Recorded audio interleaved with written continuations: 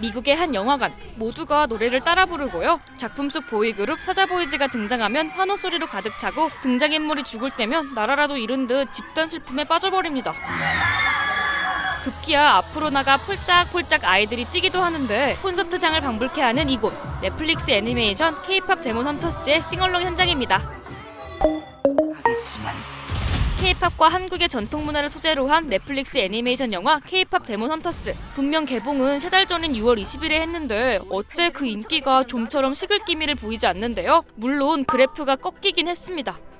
그런데 이제 상승 곡선으로 꺾여버린 거죠. 이로써 캐데언은 전체 콘텐츠를 모두 통틀어 넷플릭스 역대 시청 1위를 기록한 작품이 됐고요. 최근 누적 시청수 또한 넷플릭스 최초로 3억 뷰를 돌파하며 대기록을 세웠습니다. 특히 캐데언의 인기를 견인한 OST는 미국 빌보드 메인 싱글 차트 핫 100에 이어 앨범 차트 빌보드 200에서도 정상에 올랐습니다. K-팝이 두 차트를 동시에 석권한 것은 BTS 이후 약 5년 만인데요. 하우즈를 넘어가면서 2위로 떨어지기도 하고 그런 분위기가 있었어요. 여기서 반등이 된 포인트가 있는데 빌보드 차트에서 골든이 5주에 딱 빌보드 메인 차트, 핫100 차트 1위에 올랐거든요. 이때 그 넷플릭스 안에서 전체 영화 순위에서 다시 1위로 올라가는 상황이 생겼거든요. 기존의 넷플릭스에서 공개된 영화나 시리즈 안에서도 되게 보기 드문 현상인데 음악 중 요소가 그 흥행세를 거의 몇 살 잡고 끌고 가듯이 끌어올려버리는 부분이 있는 것 같아요. 캐데언이 이렇게 장기간 사랑받는 이유, 그 중심엔 OST가 있습니다. 대표곡인 골든부터 소다팝, 유어 아이돌 등 여전히 빌보드와 음악 스트리밍 사이트 상위권에 자리하고 있고요.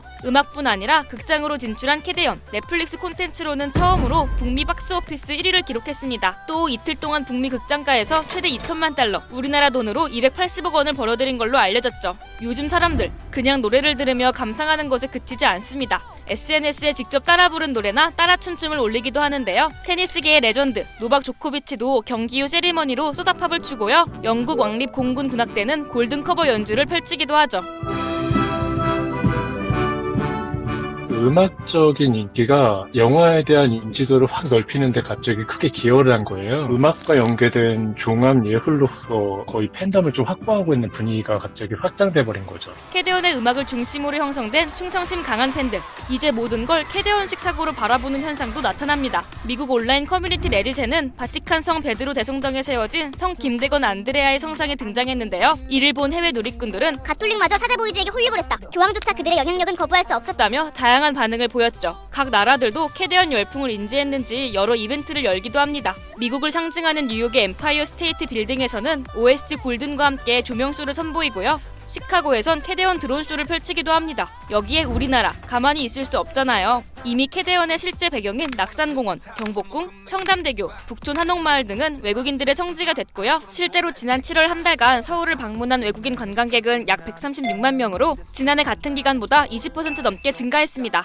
이렇게 관광객이 늘면서 한국관광공사는 캐데언 속 장소들의 캐릭터를 입힌 사진을 공개했고요. 서울시는 작품 속 장소와 음식을 직접 체험하는 스탬프 투어 코스도 내놨습니다. 투어를 마치면 영화에 등장해 큰 호응을 받았던 놀이개 키링을 선물로 주기도 했죠. 특히 외국인들이 큰 관심을 보인 체험이 있었는데요. 바로 목욕탕입니다. 주인공들 따라 수건으로 양머리를 만들어보는 건 물론 한국에 방문해 때밀이와 찜질을 체험할 수 있는 새신상품 예약건이 급증한 겁니다.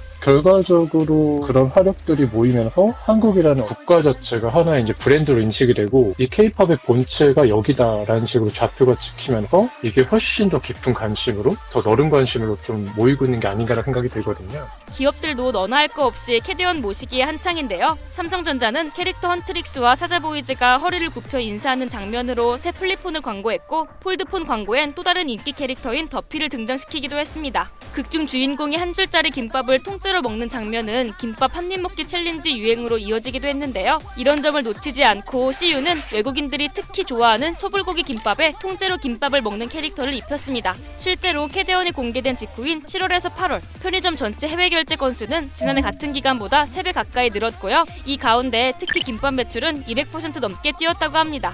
김밥뿐만이 아닙니다. 농심은 작품 속 등장한 라면과 유사한 디자인의 제품을 선보였는데요. 컵라면 디자인의 주인공인 루미, 미라, 조이 캐릭터를 입혔고요. 통상 영어권 국가에서 라면을 라멘으로 표기하곤 하는데 이참에 확실히 라면이라고 표기한 모습도 확인할 수 있습니다. 물 들어올 때 노져야 하듯 노젓기에 한창인 지자체와 기업들, K-팝뿐만 아니라 우리나라 문화가 이렇게 세계인들의 사랑을 한몸에 받는 모습을 보니 좀 뿌듯하기도 한데요. 아카데미상 후보로도 거론되는 K-팝 데몬 헌터스 캐데언. 언제까지 캐데언 춤을 추게 할 건지 여러분이 생각하는 캐데언의 긴 인기 비결은 무엇인지 댓글로 남겨주세요.